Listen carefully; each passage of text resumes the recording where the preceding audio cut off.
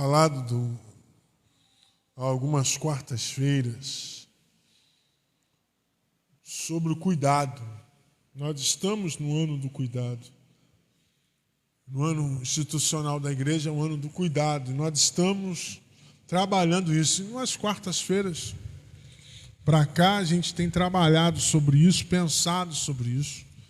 E eu quero mais uma vez nesta quarta-feira pensar em algo relacionado ao cuidado. E o cuidado nesta noite que o Senhor nos traz a pensar é o cuidado da nossa saúde emocional. Quando alguém fala em saúde emocional na igreja hoje, muita gente torce o nariz. Por quê? De fato, há algumas igrejas e alguns pregadores que estão mais para treinadores de pessoas, para coaches, do que para pregadores do evangelho. Qual é a diferença disso? A diferença é que quando nós separamos esse momento aqui para falar sobre saúde emocional. Outra coisa é quando a palavra só é sobre esse tema. Aí a gente tem dificuldade. O problema não é, e assim com os outros assuntos, o problema não é falar sobre prosperidade, sobre dinheiro. O problema é só falar sobre dinheiro. O problema não é só falar um evangelho triunfalista. O problema é a mensagem só ser assim. A mensagem de Jesus, ela trata, e a Bíblia trata de saúde emocional em vários lugares, e que nós vamos ver nesta noite. Eu já convido você a abrir sua Bíblia no texto que talvez seja o mais conhecido de tratar desta área, que vai ser a base da nossa reflexão nesta noite, que está lá em Provérbios, capítulo 4, o verso 23. Provérbios, capítulo 4, o verso 23. Nós vamos ler juntos esse texto.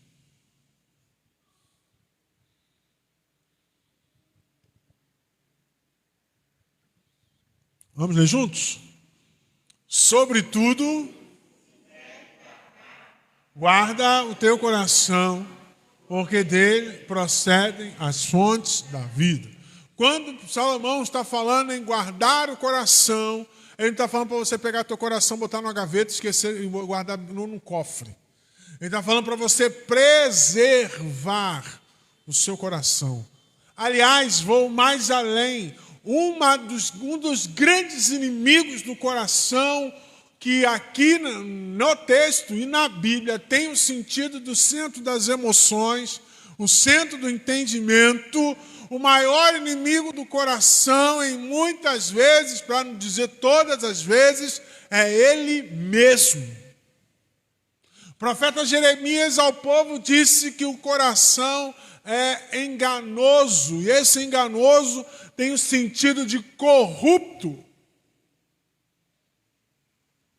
Toda vez que alguém fala assim, estou decidindo com o meu coração, você pode ter certeza absoluta que ela está decidindo errado. Provérbios de Salomão, o homem mais sábio de todos os tempos depois de Jesus Cristo, ele está deixando muito claro sobre tudo que se deve preservar. O que é preservar? Proteger. Não expor. E o que mais as pessoas estão fazendo hoje na sua vida, seja elas cristãs ou não, é se expor.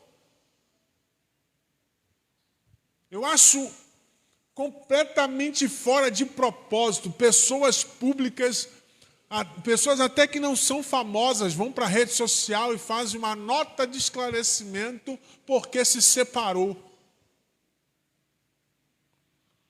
Tudo quer dar satisfação ao seu público. Tudo quer dar satisfação às pessoas e às vezes usa de má fé para que consiga cliques, seguidores e, consequentemente, dinheiro. Hoje, tudo que envolve rede social, por exemplo, é monetizado. Tudo. Tudo é monetizado. Você faz uma live no Instagram, tem lá o selo. Você bota lá para as pessoas comprarem o selo, as pessoas compram o selo e te ajudam, você ganha dinheiro.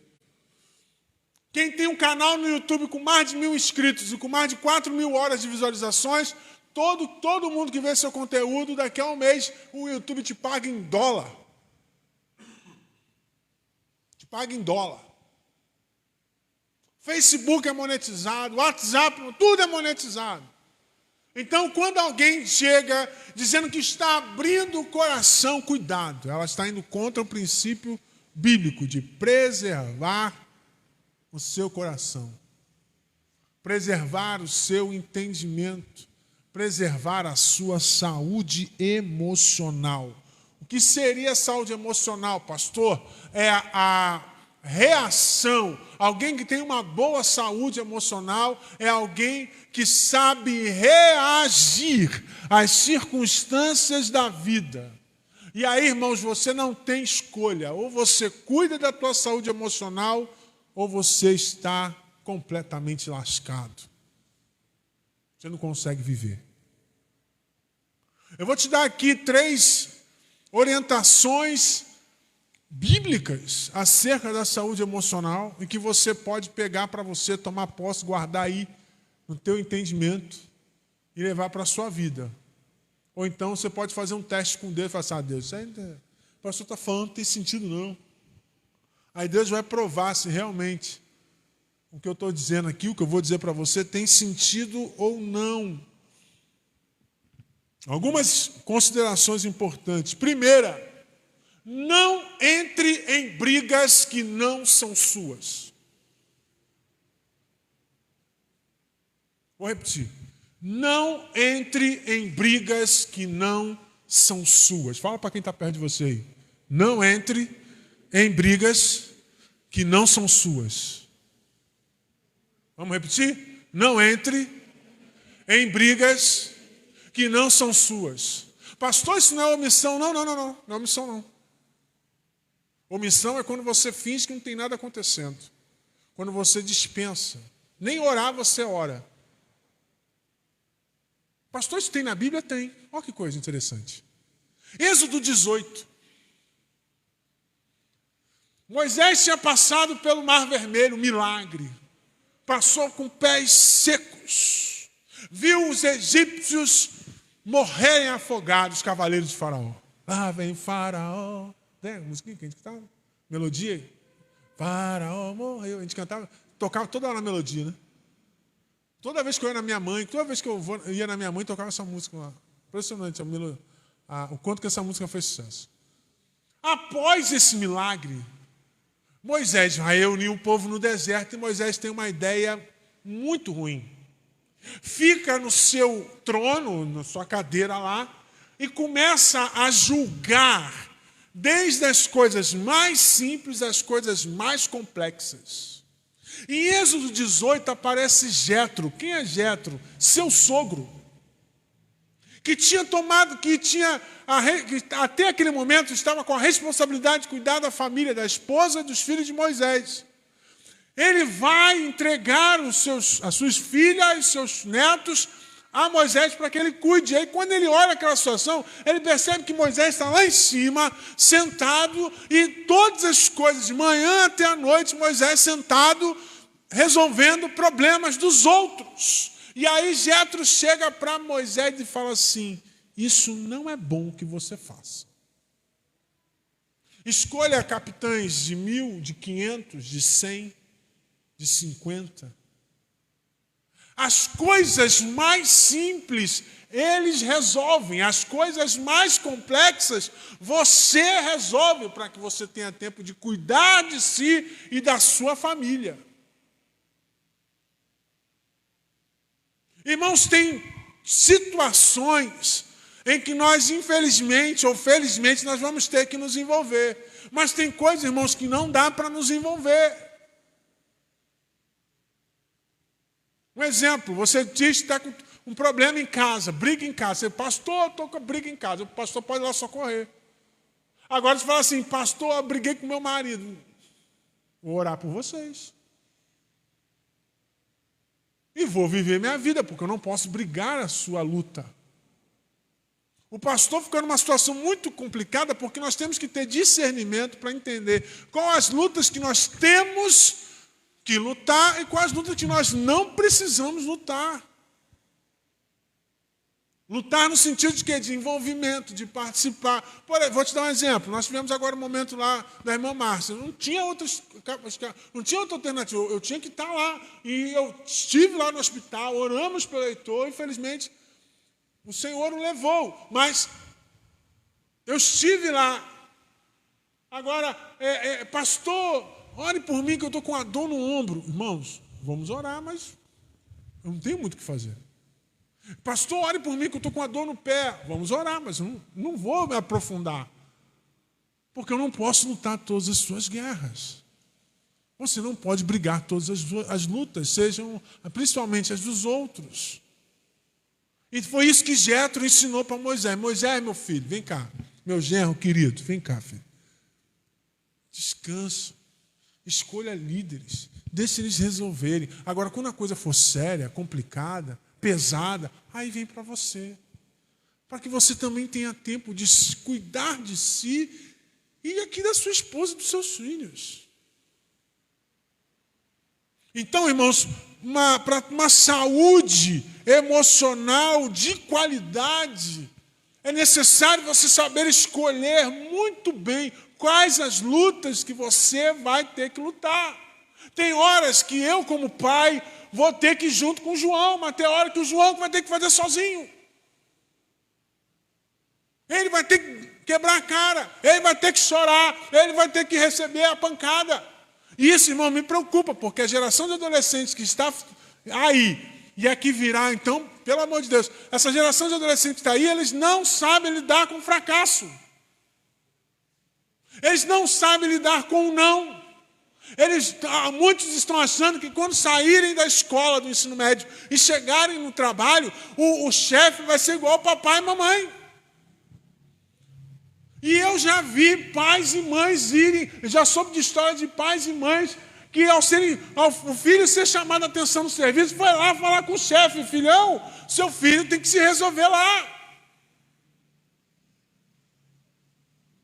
A gente que é professor, quase todo dia, irmãos, quase todo dia tem uma mãe na escola para reclamar com a professora, porque a professora cobrou do aluno dever de casa.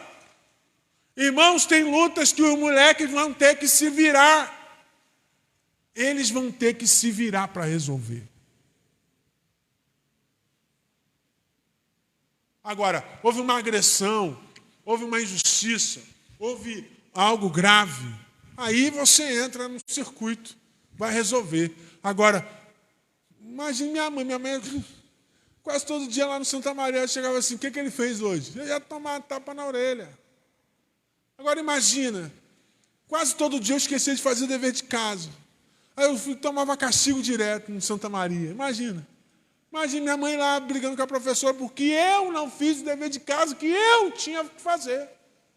Então tem hora, irmãos, que as pessoas precisam ser responsáveis pelos seus próprios atos. E isso vai fazer um bem danado para a sua saúde emocional. Deixar as pessoas lidarem com o fracasso, com o erro, e elas se virarem para consertar, vai ser bom para elas, porque a experiência vem, e vai ser para você, porque a sua saúde emocional vai estar intacta.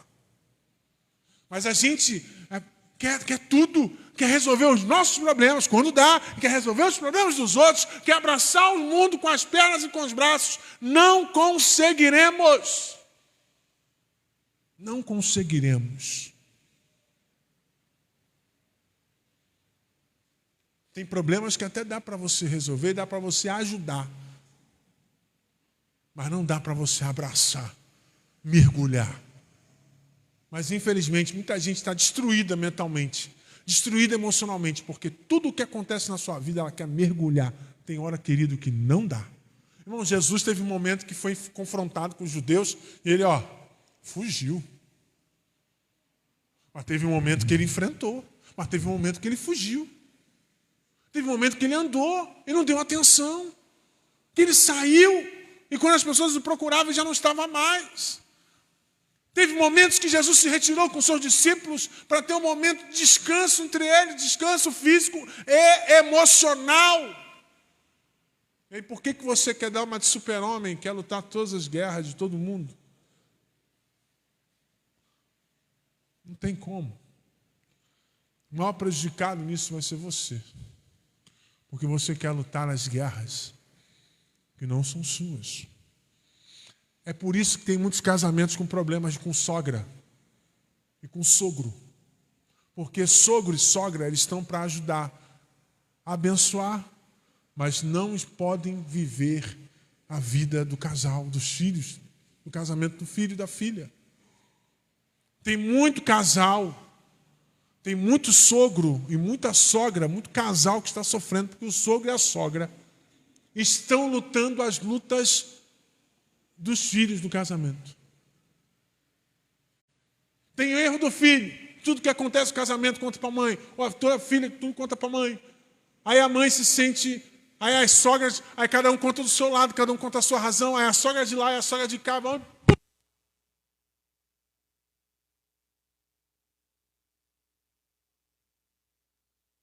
Acabou tudo. Explode. Explodiu.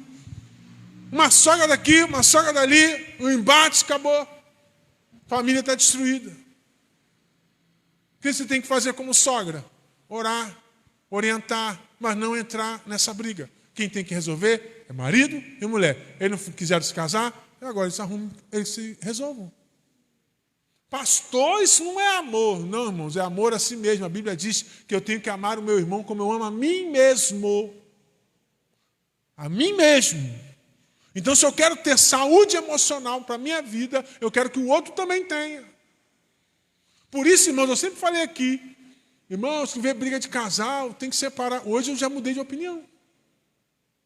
Porque você vai se mete na briga do casal, daqui a pouco o casal está se beijando e você está com um galo na cabeça.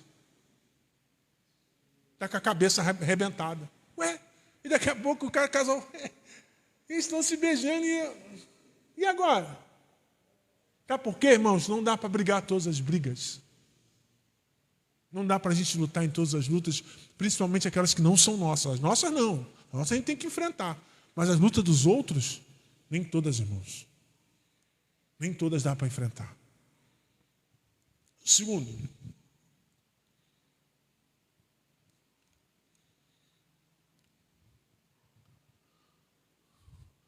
lugar, aprenda a usar mais o silêncio. Alguém disse uma vez que o silêncio é a oração dos sábios. Qualquer um pode ser inteligente. Todos nós temos inteligência. Amém? Você que se acha burro, você não é burro, você é inteligente. O que nos difere das pessoas inteligentes é a sabedoria. Porque a sabedoria, segundo Tiago 1,5 diz, quem quer sabedoria, peça a...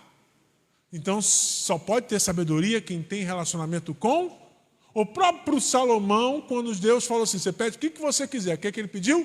Sabedoria. Porque o único que pode dar sabedoria é Deus. E o silêncio é uma forma fantástica de você demonstrar sabedoria. Aprenda a usar o silêncio. Na grande maioria das vezes, a resposta, o revide, o toma lá da cá da discussão, só traz problema, é ofensa. Irmãos, não é palavra de pregação, não é papo de pregador, irmãos. Irmãos, eu conheço pessoas que nunca mais foram felizes depois que falou algo que não deveria falar. No momento do silêncio, falou. Nunca mais foram felizes. Famílias que estão destruídas. Não falo nem casamentos, falo famílias. Pai, mãe, filhos que não se falam, que não se reúnem mais, que não conseguem mais se juntar, porque um dia alguém, na questão impulsiva, numa personalidade impulsiva, falou algo que não deveria falar em vez de usar o silêncio. Tem muitos momentos, irmão, nós estamos nesse caos. Estamos nesse caos aí, porque as pessoas não sabem usar o silêncio. Não sabem usar o silêncio. O cara fecha você na rua com o carro. Você está andando de carro, o cara fecha você na rua. Em vez de você respirar e caminhar, não. Você tem que responder, tem que xingar, tem que agredir verbalmente. E aí o cara vai puxar uma arma, te dá um tiro e te mata. Está satisfeito? Está satisfeito? Isso, irmãos, é cotidiano. É cotidiano. E aí, irmãos, o silêncio é fundamental para que Deus venha trabalhar no teu coração. Porque quando você está falando, você não está ouvindo Deus. A nossa audição e a nossa fala, elas são inteiramente interligadas. Quando a gente fala, a gente não ouve. Por isso que quando a gente está numa conversa, tem hora que a gente tem que falar, mas tem hora que a gente tem que ouvir. Só que tem muita gente que está falando demais e não ouve Deus. E essa de não ouvir Deus está fazendo com que ela fique doente mentalmente, doente emocionalmente. Está um zumbi andando pela rua, cheio de rancor, cheio de ressentimento, cheio de mágoas, cheio de doenças emocionais. Porque tudo que falam para ela tem a obrigação. É o tal do eu não levo desaforo para casa. Só que você não está levando desaforo, mas está levando um monte de doença emocional. Um monte de ressentimento, um monte de rancor. O silêncio é a oração dos sábios. Salmo 46, verso 10. Aquietai-vos e sabei que eu sou Deus. Serei exaltado entre as nações, serei exaltado sobre a terra. Mas antes dele ser exaltado em nossas vidas, nós temos que calar a boca e deixar Deus agir. Silêncio, irmãos, é fundamental para que Deus venha agir. Porque quando a gente fala, não só a gente não ouve, como a gente atrapalha Deus. Atrapalhamos a murmuração. Irmãos, o plano de Deus era tirar o povo do Egito e levar a terra prometida, porque era uma promessa a Abraão lá atrás. Aqueles que falaram, aqueles que xingaram, aqueles que murmuraram, não entraram. Mas aqueles que entenderam e ficaram em silêncio e disseram, o Senhor vai nos dar, esses entraram. Quem obedeceu em silêncio, entrou. Quem murmurou, resmungou, xingou, se rebelou, ficou pelo caminho. Aprenda a usar o silêncio. É uma demonstração de saúde emocional das melhores. Das melhores. Pastor, eu não sei isso, não sei fazer isso. Acabei de ler um texto, para citar o texto para você de Tiago 1,5. Se quer sabedoria, peça a Deus. Deus vai te ajudar a você se controlar. O Espírito, entre os gomos do fruto do Espírito Santo, tem lá domínio próprio. Então, se o Espírito Santo habita em você, e se você quiser, de fato, Deus vai te ajudar a você se controlar. Para que na hora que você tiver que cuspir, e com perdão da palavra, que você tiver que vomitar um monte de bobagem, Deus vai segurar a tua língua e você vai ficar em silêncio. E você vai perceber que Deus vai te abençoar infinitamente mais se você tivesse falado alguma coisa. Em terceiro, porque a hora já foi. 1 Pedro capítulo 5, o verso 7. Lançando sobre ele toda a vossa ansiedade, porque ele tem cuidado de vós. Terceiro lugar, recapitulando. Primeiro lugar, tem brigas, não brigue em todas as lutas que aparecerem. Nem todas as lutas é para você entrar e brigar. Segundo, aprenda a usar o silêncio. E terceiro, descanse em Deus.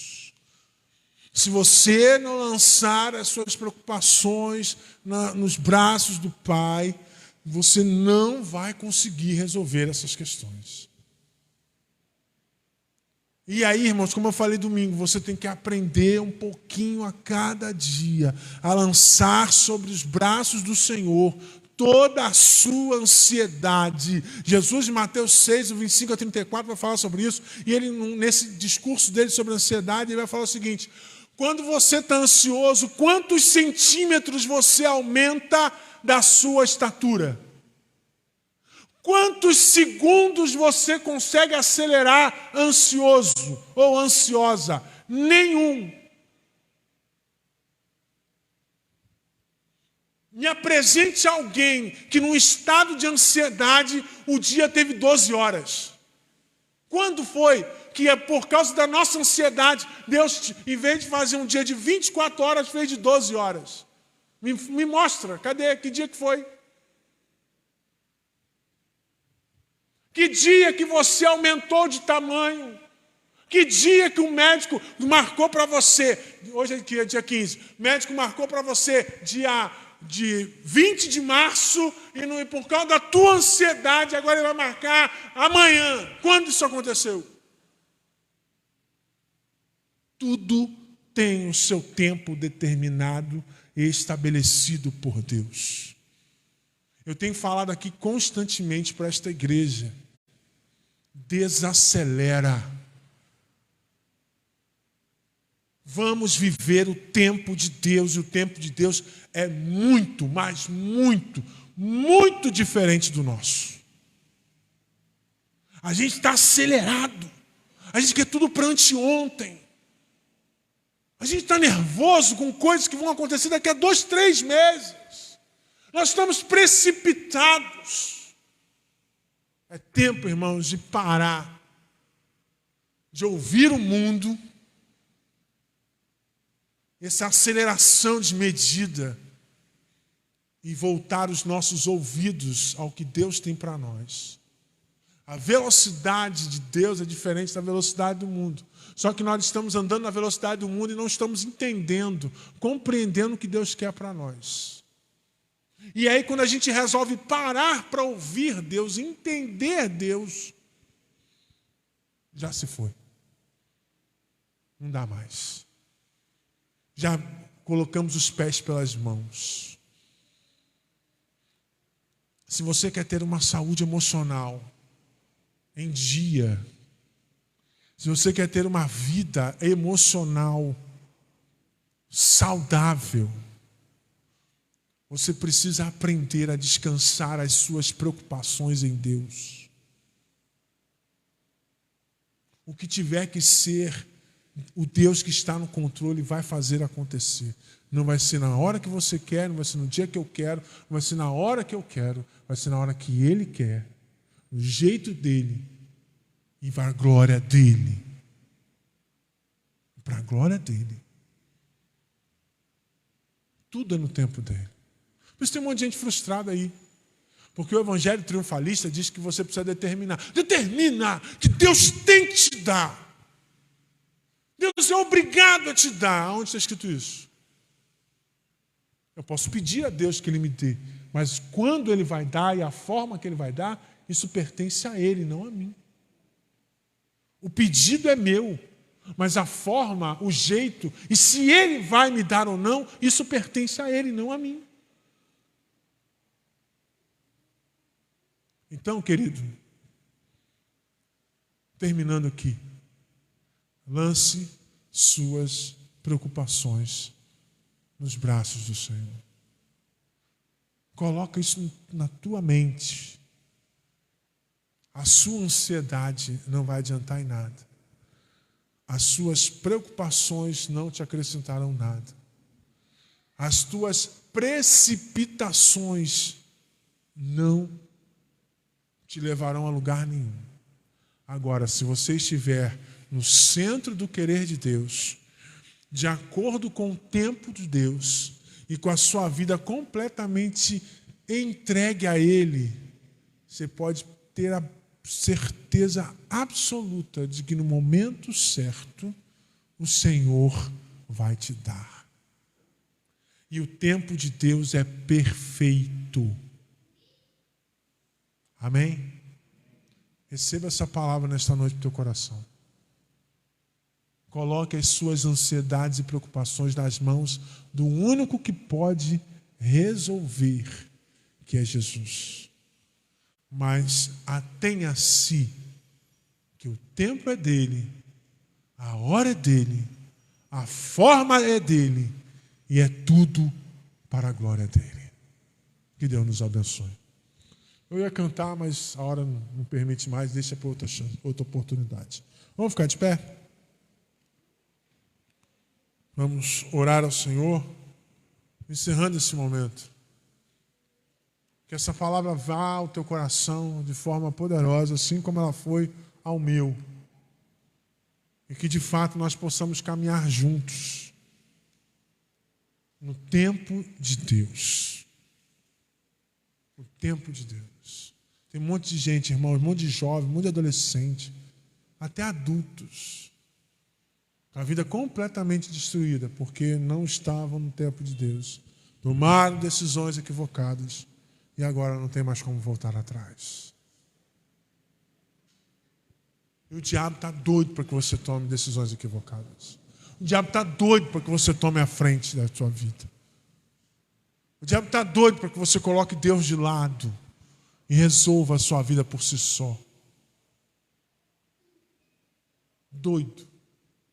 E ele vai continuar fazendo de tudo para você se colocar como Deus da sua vida e não deixar Deus trabalhar. E aí, irmãos, é desastre, é tragédia. Mas se você confiar no Senhor, os jovens se cansarão, os anciãos se fatigarão, mas aqueles que esperam no Senhor renovarão as suas forças. Que as tuas forças sejam renovadas nesta noite. Que o poder de Deus te renove e te fortaleça nesta noite. Retire do teu coração todo o cansaço, toda a frustração por as coisas não estarem acontecendo na hora que você quer. E que Ele te traga a esperança de que o Senhor ouviu a tua oração e no tempo certo Ele te dará. Amém?